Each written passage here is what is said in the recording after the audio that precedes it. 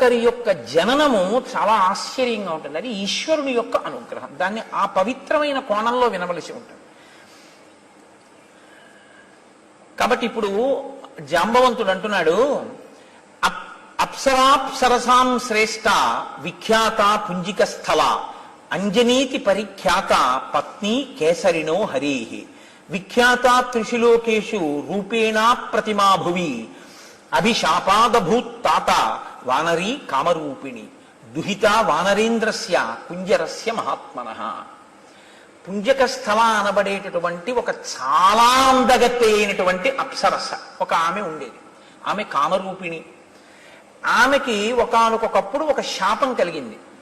అందుచేత ఆమె వానరకాంతగా జన్మించింది. వానరకాంతగా కుంజరుడు అనబడేటటువంటి ఒక మహాయోధుడికి జన్మించింది. ఆవిడ్ని కేసరి అనబడేటటువంటి మరొక యోధుడికి ఇచ్చి వివాహం చేశారు. కోతికి కేసరి అన్న పేరు ఎలా వచ్చింది? మళ్ళీ మీరు దాన్ని జాగ్రత్తగా తెలుసుకుంటే, కేసరి అంటే సింహం.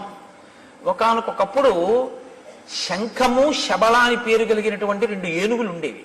అవి భరద్వాజ మహర్షి యొక్క ఆశ్రమ ప్రాంతంలో ఋషుల్ని చాలా ఇబ్బంది పెట్టి రాత్రికి రాత్రి వచ్చి ఆశ్రమాల మీద పడి ఆశ్రమాలని ధ్వంసం చేస్తుండే.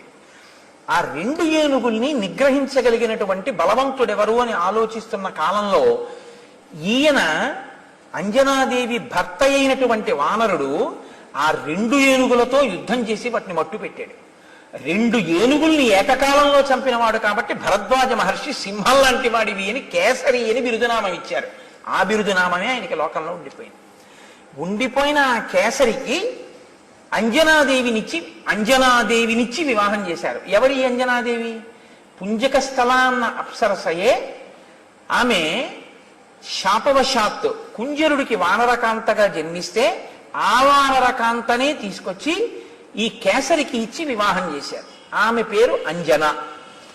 ఇప్పుడు ఈమె ఒక అప్సరస, కానీ వానరకాంతగా ఉంది.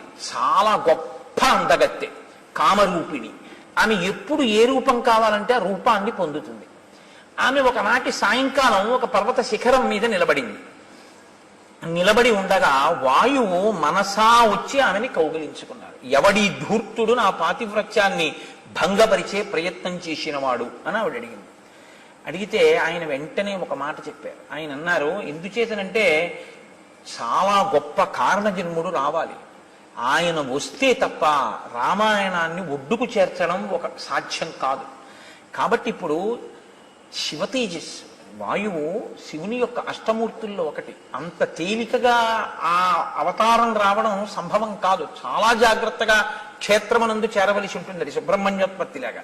కాబట్టి వాయు అన్నారు, నత్వాం హింసామి శుశ్రోణి మా భూత్తే సుభగే భయం మనసాస్మి గతో యత్వాం పరిష్వజ్య యశస్వినీం అని పిలిచారు. యశస్వినీం, ఓ కీర్తి కలదానా, మహాపతివ్రతవు అన్న కీర్తి నీకుంది. అమ్మా, నీ కీర్తిని చెరపడానికి వచ్చిన వాణ్ణి కాదు. దేవతా కార్యము నిర్వహింపబడడానికి ఒక అత్యంత తేజోవంతుడైనటువంటి పిల్లవాడొకడు వానరుడిగా జన్మించాలి. నువ్వు వానర కాంతగా ఉన్నావు కాబట్టి నా తేజస్సుని మనసా చేరుస్తాను. అప్పుడు నువ్వు ఆ తేజస్సుని లోపల వానరంగా వృద్ధి చేసి ప్రసవించవలసి ఉంటుంది. ఆ వానర రూపంతో వచ్చినటువంటి ఆ తేజో రూపం రేపు రామకార్యానికి ఉపయోగపడుతుంది. కాదు, తదనంతరం లోకంలో రామచంద్రమూర్తిని నమ్ముకున్న ప్రతిభాన్ని రక్షిస్తుంది. యుగాలు మారిపోయిన అంతటి మహానుభావుడు ఇప్పుడు పుట్టవలసి ఉంది. వీర్యవాన్ బుద్ధి సంపన్న తవ పుత్రో భవిష్యతి మహాసత్వో మహాతేజ మహాబల పరాక్రమ లంఘనే ప్లవనే చైవ భవిష్యతి మయా సమః. భవిష్యత్తులో నాతో సమానమైనటువంటి వేగం ఉన్నవాడు, నాతో సమానమైనటువంటి లంఘన శక్తి కలిగిన వాడు, అంటే దూకగలిగినటువంటి వాడు, అంతటి బుద్ధి పరాక్రమాలు ఉన్నటువంటి వాడు ఒక మహానుభావుడు పుట్టవలసిన అవసరం ఉంది. అందుకనమ్మా నీ ఎందు తేజస్సుని నిక్షేపిస్తున్నాను. ఇప్పుడు తల్లి అంతటి మహాపురుషుడికి తల్లి కావడానికి అంగీకరించింది. ఎందుకని? ఆమెకి వానర రూపం శాశ్వతం కాదు, ఆవిడ విడిచిపెట్టేస్తుంది. శాపవశాత్తు వచ్చినటువంటిది కాబట్టి కొంతకాలం తర్వాత వదిలేసి పుంజక స్థలగా వెళ్ళిపోతుంది. మళ్ళీ అప్సరసగా వెళ్ళిపోయినా ఆవిడ కీర్తి లోకంలో శాశ్వతంగా దేని వల్ల ప్రకాశిస్తుందంటే ఆంజనేయుని తల్లిగా. ఆంజనేయ స్వామి వారి తల్లిగా అంజనాదేవి యొక్క స్వరూపం సర్వభూతముల చేత నమస్కరింపబడుతుంది. ఒక అప్సరస ఇంత నమస్కార యోగ్యతని పొందడం అసాధారణమైనటువంటి విషయం. అందుకే అంజనాదేవి తల్లిగా అంత కీర్తిని పొందుతాం. అందుకే యశస్విని అన్నారు. అమ్మా, అటువంటి బిడ్డని కడుపున పుట్టబోతున్నాడు. ఆవిడ చాలా సంతోషించి ఒక వానరాన్ని ఒక గుహలో ప్రసవించింది. నేను మీకు మనవి చేశాను ఉత్తర కాండలోంచి. పుట్టగానే హనుమ, నువ్వు సూర్యమండలానికి ఎగిరావు పండు అనుకుని సూర్యబింబాన్ని. ఆ సూర్యబింబాన్ని చెనకుతున్న సమయంలో ఇంద్రుడు నిన్ను వజ్రం పెట్టి కొట్టాడు.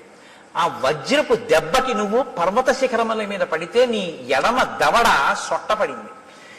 తన వజ్రాయుధపు దెబ్బ చేత సొట్టలు పడినటువంటి హనువులు అంటే ఆ దవడలు కలిగిన వాడివి కాబట్టి నిన్ను తన గౌరవార్థం హనుమ అని పిలుస్తారు అని ఆనాడు ఇంద్రుడు అన్నాడు.